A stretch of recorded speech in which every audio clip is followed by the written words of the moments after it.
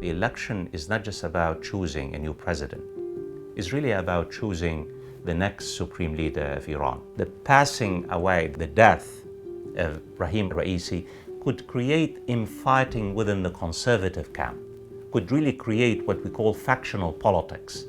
And without conservative unity in Iran, this could really threaten the transition to new leadership in terms of the supreme leader. That's why my take on it is that the supreme leader Ali Khamenei and his allies will not allow a competitive election because they want to ensure an orderly and smooth transition of power in Iran in the next few years.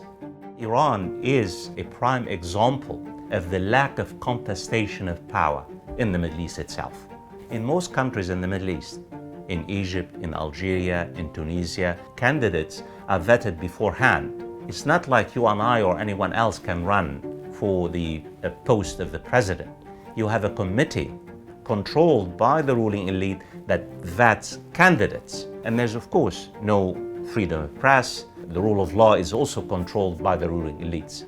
Algeria, the military is the kingmaker. So the military really ultimately decides who will be the next president. So it seems to me that the elections in Algeria are already predetermined because the Algerian military supports the current president, President Tebboune, for a second presidential term. Turkey is a different case than Iran because Turkey has had parliamentary democracy, constitutionalism for many, many years.